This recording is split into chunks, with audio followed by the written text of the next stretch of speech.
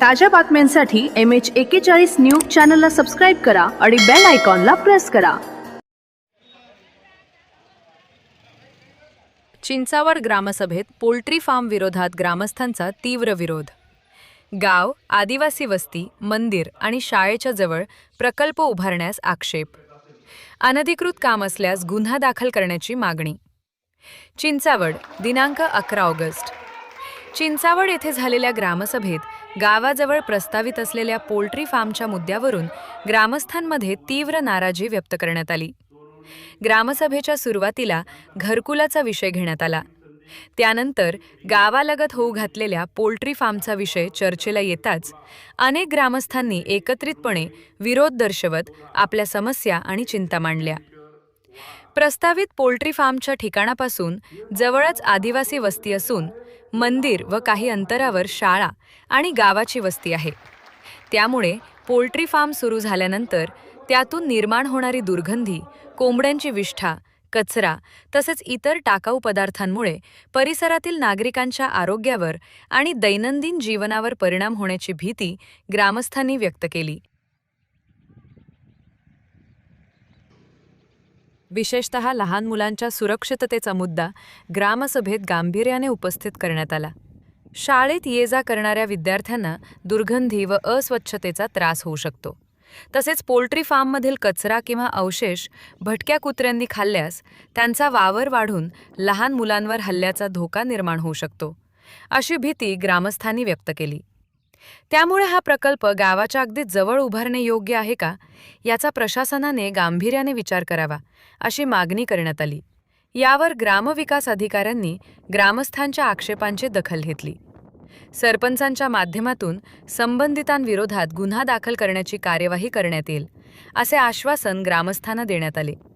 या आश्वासनानंतर ग्रामसभेतील विरोधाचा सूर काही प्रमाणात शांत झाला. मात्र केवळ आश्वासन न देता प्रत्यक्ष पाहणी करून पोल्ट्री फार्मच्या परवानग्या, जागेची स्थिती, गाव व शाळेपासूनचे अंतर तसेच पर्यावरणीय आणि आरोग्यविषयक परिणामांची तपासणी करावी, अशी ग्रामस्थांची ठाम भूमिका आहे. दरम्यान ग्रामसभेत अनेकांनी आपली मते मांडत गावकऱ्यांच्या हिताला प्राधान्य देण्याची मागणी केली. गावाच्या भविष्यातील आरोग्य, पर्यावरण आणि लहान मुलांची सुरक्षितता लक्षात घेऊन प्रशासनाने निर्णय घ्यावा, अशी अपेक्षा व्यक्त करण्यात आली. त्यामुळे चिंचावडमधील पोल्ट्री फार्मचा प्रश्न आता प्रशासनाच्या पुढील कारवाईकडे लागला असून ग्रामस्थांचा विरोध कायम असल्याचे ग्रामसभेतून स्पष्ट.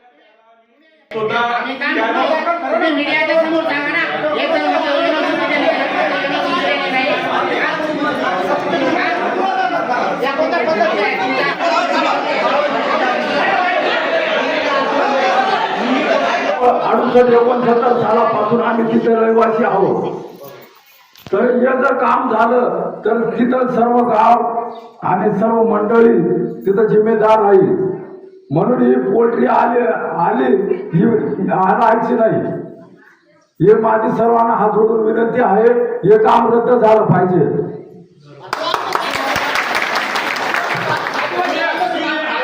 म्हणतो तो म्हणतो सरपंचाला म्हणतो की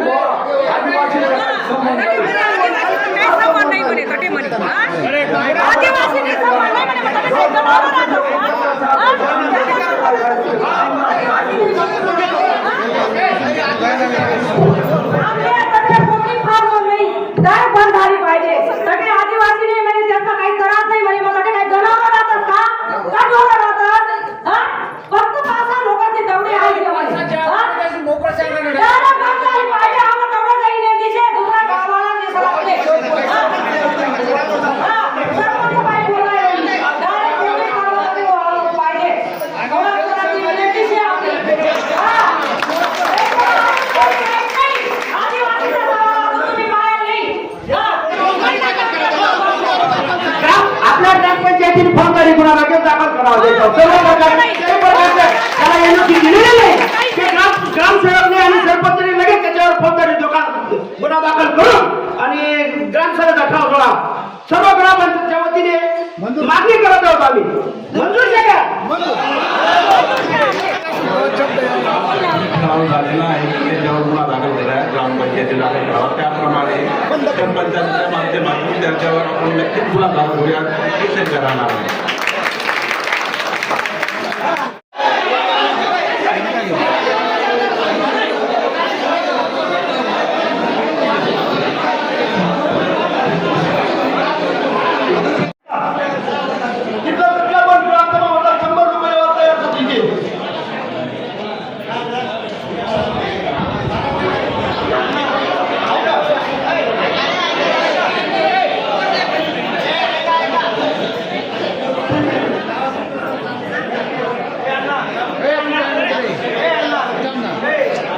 सांगा एक विनंती आहे.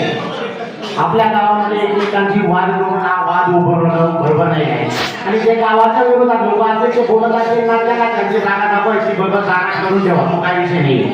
पण आज रोजी चिंचावड गाव मराठी शाळा हायस्कूल याच्यामध्ये सर्व गोरगरिबांची पोरं येत असतात. तिथे वाऱ्याच्या याच्याने इतका प्रादुर्भाव होणार आहे. ठीक आहे, कोणी काय म्हणत असेल, कोणी काय म्हणत असेल, त्याला जवळ घेऊन सांगा की दादा तू पण गावचा आहे, तू गावासाठी मदत कर. पण आपण एकमेकावर शिंतडे उडून घेणं हे मला योग्य वाटत नाही. कोणी कोणाला काय करून राहिलं, कोणी कोणाला काय करून देणार नाही. तो फक्त जवळ घेऊन आपले कामं करून गेले आणि आपल्या गावाला मोसार पडून देणार आहे. झालेला आहे त्याच्यावर गुन्हा दाखल केला ग्रामपंचायतीला करावा. त्याप्रमाणे पंचायतीच्या माध्यमातून त्याच्यावर आपण नक्कीच मुलाखत करूया. ही चर्चा राहणार आहे. आधार सोनवणे ग्रामपंचायत सरपंच. मला एवढं म्हणणं आहे ते कोंबडी फार्म यावा नको. आम्ही शेजार वस्ती शे शेजार पाजार मळा कुठे असे बाबांनी का असे 2-3 वस्ती असे शाळा असे त्या त्रास होय ना, ते कोणी जबाबदारी घ्यावा हे आमनं म्हणणं आहे. एवढं आमले ती कोंबडी फार्मासाठी यावा नको एवढं आमले बोलणं से दुसरं काही नाही. बंद झाले पाहिजे फक्त कोंबडी फार्म. मी राजेंद्र बत्तिसे, ग्रामपंचायत अधिकारी चिंचावड.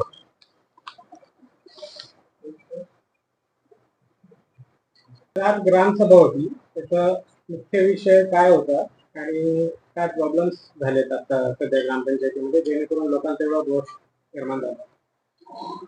मुख्य विषय असा होता की आमच्या ऑगस्ट महिन्यामध्ये जी आम्ही ग्रामसभा घेतो ती ग्रामसभा आमच्या शेड्यूल प्रमाणे आज दिनांक 11/8/2023 रोजी आम्ही एक ग्रामसभा ठेवलेली होती. आणि त्या ग्रामसभेमध्ये भरपूर ग्रामस्थ आज उपस्थित होते. त्याच्यामध्ये आमचे जे शासकीय विषय होते, उदाहरणार्थ GPDP आराखडा, नंतर वृक्ष लागवड, त्याच्यानंतर हर घर तिरंगा अभियान, नंतर मतदार नोंदणी संदर्भात लोकांना मार्गदर्शन केलं. तसंच शासकीय जे परिपत्रक होते ते वाचन करण्यात आले. म्हणजे जे शाळा आहेत, जिल्हा परिषद शाळा, संस्थेच्या शाळा, त्यांच्यापासून 50 मीटरपर्यंत जे दुकानं आहेत ते जंक फूड विक्री करून या संदर्भात परिपत्रक होते ते वाचन करण्यात आलं. तसंच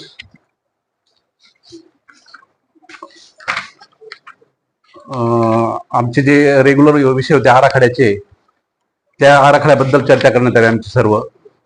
आणि त्याच्यानंतर मग ऐन वेळेचा जो विषय झाला त्या विषयामध्ये एक आनंद ॲग्रो म्हणून पोल्ट्रीचं काम चालू आहे.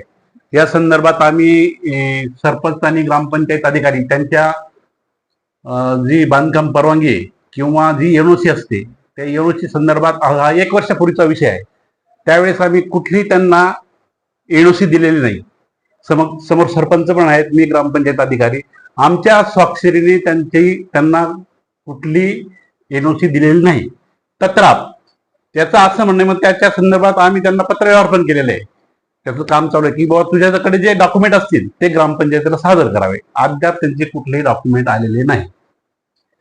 त्यामुळे लोकांचा रोष निर्माण झाला की ग्रामपंचायतीने एवढा पत्रव्यवहार करून तो तरी काम चालू आहे असं का. मग त्याचा उद्रेक झाला आजच्या ग्रामसभेमध्ये. त्यांनी तसं निवेदन दिलं. त्या निवेदनावर आम्ही चर्चा केली लोकांनी. आणि लोकांचं असं म्हणणं आहे की ग्रामपंचायतीने त्यांच्यावर फौजदारी गुन्हा दाखल करावा अशाचा हा विषय आहे. आणि सदरील नाहर दाखल्याबद्दल 26 जानेवारी 2026 हा पण विषय झाला की सदरील NOC दिलेली नाही किंवा म्हणजे ग्रामपंचायतच्या याला तो विषय झालेला होता, पण तो ठराव रद्द करण्यात आला असा सुद्धा 26 जानेवारीच्या ग्रामसभेमध्ये ठराव झाला आणि त्याबद्दल त्याला पत्र पण दिलेलं आहे. परंतु त्याला कुठलीही NOC सरपंच आणि ग्रामपंचायत अधिकारी यांच्या स्वाक्षरीने दिलेली नाही. अजून माझा स्पष्ट उल्लेख आहे आपल्यासमोर. ओके, आता जे नागरिकांचं म्हणणं होतं की हा जो पोल्ट्री फार्म आहे त्याच्या आजूबाजूला म्हणजे जवळपास 50 फुटाच्या अंतरावर एक आदिवासी वस्ती आहे. हो, दुसऱ्या बाजूला शाळा आहे, गाव आहे. मग हा जो पोल्ट्री फार्मचं काम आता अनधिकृतपणे सुरू आहे असं तुमच्या म्हणण्यानुसार आम्हाला कळलंय. मग त्यावर आता सध्या तुम्ही काय कारवाई करणार आहात आणि त्यांना काही नोटीस वगैरे देणार आहात का डायरेक्ट गुन्हा दाखल? नाही, आता मी काय करेल की त्यांना आजच्या ग्रामसभेचा आशय घेऊन आजच्या ठरावाचा उल्लेख करून त्याला परत एकदा पत्रव्यवहार करतो, त्याच्या परत काय प्रतिक्रिया ते समजून घेतो आणि सरपंचांच्या माध्यमातून मग वरिष्ठ कार्यालयाच्या सल्ल्याने त्याच्यावर गुन्हा दाखल करून घ्यावा लागेल. टाइमलाईन किती आहे म्हणजे कधीपर्यंत तुम्ही त्यांना नाही, परत त्याला आजच्या ग्रामसभेचा आपण त्याला निवेदन देऊ ना की बाबा आजच्या ग्रामसभेत परत असं जर ठरलं तर आपल्या काय प्रतिक्रिया आहे किंवा त्याच्यावर काय त्याचा रिस्पेक्ट आहे हे आपल्याला समजेल ना. ओके, आणि ग्रामपंचायतीकडून त्याला त्याचं म्हणणं मांडण्यासाठी किती दिवसाची मुदत दिली? नाही, म्हणणं म्हणजे त्यांनी तर येणं गरजेचं आहे ना. आता मी तर त्याला पत्र दिलं की तुम्हाला जो म्हणजे जो आम्ही डॉक्युमेंट दिले ग्रामपंचायतीने ते ग्रामपंचायत सादर करावे. आतापर्यंत आलेच नाही. नाही आले नाही. याच्या आधी त्याला पत्रव्यवहार पण झाले त्यांना त्यांच्या पत्त्यावर की तुम्हाला जे ग्रामपंचायत डॉक्युमेंट दिले ते ग्रामपंचायत सादर करा तुम्ही. आता एवढा मोठा पोल्ट्री आहे ना तिथे, हा, आपल्या स्तरावर काही झालं नाही का वरिष्ठ कार्यालयाकडे? आता NOC नाहीये ग्रामपंचायतची. आता त्यांनी आमच्या विरोधातच मान्य गट विकास अधिकाऱ्यांकडे अपील दाखल केलं की बाबा आम्हाला यांनी एकदा ठराव दिला परत हे नाकारतात, म्हणजे आमच्या सरपंच आणि ग्रामपंचायतच्या अधिकारी यांच्या विरोधातच त्यांनी अपील दाखल केलं. मग त्याचा अपिलाचं उत्तर मी दिलं ना. जर मी ना NOCच दिली नाही, मी जर माझ्या स्वाक्षरीने त्यांना NOCच दिली नाही तर विषय उरतो कुठे? मग त्यांनी ते सिद्ध करून द्यावं ना. NOC आणली कुठून? दुसरा विषय घरकुलच आहे. पाटीलने जे आरोप केले आता तिथे काही लोकांना घरकुल मिळाले, काही लोकांना नाही मिळाले. नाही, आता सर घरकुलाचा विषय कसा जे आता वरिष्ठ कार्यालयाची यादी आहे त्या यादीचं वाचन आपण करून दाखवलं. किरण पाटील यांचे घेतलं. हा, आता तो जागेचा विषय, जी गावात जी शासकीय जागा असते ती जागा ग्रामपंचायतीला देण्याचा अधिकार नाही. त्याचा रीतसर प्रस्ताव मान्य जिल्हाधिकारी, मान्य मुख्य कार्यकारी अधिकारी यांच्याकडे पाठवावा लागतो. त्यांचा आदेश येतो आणि त्यानुसार ती पुढची कार्यवाही करावी लागते. तो ग्रामपंचायतीचा अधिकार नाही. ग्रामसभा झाली, त्या ग्रामसभेमध्ये लोकांचा विरोध आहे. त्या संदर्भात तुमचे काय? मी ग्रामपंचायत चिंचावडचा विद्यमान उपसरपंच, माजी सरपंच म्हणून या जी पोल्ट्री व्यवसाय आहे तो पोल्ट्री फार्म म्हणजे हा शेतीपूरक होतो, पण हा जो व्यवसाय येतोय आमच्या गावात हा व्यावसायिक दृष्ट्या येतोय, जेणेकरून 9 ते 10 युनिट्स आहेत. ते ब्रीडर फार्म म्हणजे ते पिल्लू जन्माला घातल्याचे जे अंडे तयार होतात त्याचा तो युनिट आहे आणि त्याचा मोठ्या प्रमाणात दुर्गंध हा निर्माण होईल आणि त्याचा प्रदूषणास खूप मोठा ऱ्हास होईल आणि आजूबाजूला राहणारे जे लोक आहे म्हणजे ती जी क्षेत्र आहे जिथे तो युनिट येत आहे ते क्षेत्र आमच्या गावाला लागून आहे. त्याच्या बाजूला आमची आदिवासी वस्ती क्रमांक 2 आणि त्याच्या खालच्या बाजूला गाव आणि आदिवासी वस्ती क्रमांक 1 असं आहे आणि त्याच्या उजव्या बाजूला खूप मोठ्या प्रमाणात शेतकरी वर्ग हा वास्तव्यास शेतामध्ये राहतो आणि त्याच्या पुढे जर गेलं तर आमच्या इथं 2 शाळा त्यातून फक्त एक 700 ते 600 मीटर अंतरावर तिथं आहेत आणि एकंदरीत हा जो प्रोजेक्ट आहे तर ते केल्याने आमच्या गावातला खूप मोठा आरोग्यासाठी ऱ्हास होईल आणि लोकांच्या जीवितास हानी होईल याची. त्याच्यामुळे आमच्या संपूर्ण गावाचा एकमताने ह्या पोल्ट्री व्यवसायासाठी विरोध आहे. कुठली NOC न मिळता त्यांनी बांधकाम सुरू केलं आणि जसं ग्रामसेवक साहेबांनी सांगितलं की हा अनधिकृत त्याने जे कामाची सुरुवात केली ती अनधिकृत आहे. त्याच्याबद्दल तुमचं ग्रामपंचायतीचं सदस्य म्हणून काय? हे बघा, NOC कुठलाही व्यवसाय गावाच्या हद्दीत सुरू करणं व्यावसायिक दृष्ट्या त्याला NOC मागणं गरजेचं आहे आणि ग्रामपंचायतीला सुद्धा एखाद्या व्यवसायाला NOC देणं हे बंधनकारक आहे. पण त्या व्यवसायाने गावाला त्याचा काय नफा आणि तोटा, गावाला होणारे फायदे किंवा त्याच्यापासून जर समजा लोकच मरत असतील तर ती एनओसी देण्याचा काही फायदा नाही. आणि ग्रामपंचायत कार्यालय हे स्थानिक कार्यालय आहे, हे लोकांसाठी आहे. जर लोकांचा विरोध आहे तर ती एनओसी कॅन्सल करण्याचा ग्रामसभेमध्ये ठराव पण आहे, ग्रामपंचायत अधिनियम मध्ये. तसं त्यामुळे आम्ही याची मागील एक जानेवारी महिन्यामध्ये किंवा त्याच्या मागच्या टायमाला सुद्धा 2 ग्रामसभा घेऊन ही एनओसी कॅन्सल करण्याचा सुद्धा आम्ही तसा ठराव दिलेला आहे. याच्यानंतर देखील वरिष्ठ कार्यालय असेल, पोल्युशन कंट्रोल डिपार्टमेंट असेल, जिल्हा उद्योग हे असेल, ऑफिस असेल, कलेक्टर असतील, जिल्हाधिकारी महोदय असतील, तहसीलदार असतील, या संबंधित सर्व कार्यालयांना ग्रामपंचायतीचा व स्थानिक रहिवाशांचा पत्रव्यवहार करून याबाबत आम्ही विरोध दर्शवलेला आहे. ग्रामसेवक त्यांनी इथं येऊन कोणती वगैरे काहीच घेतलेली नाही. ग्रामपंचायत कार्यालयाचे सरकारी सचिव ह्या नात्याने इथले सर्वस्वी डॉक्युमेंट्स, कागदपत्रांची जबाबदारी ही ग्रामसेवकांची असते. आणि जर समजा ते सक्षम सांगत असतील की इथे येऊन त्यांनी कुठलाही पत्रव्यवहार किंवा कुठलाही कागद त्यांनी घेतलेला नाही, तर हे खरं असू शकतं.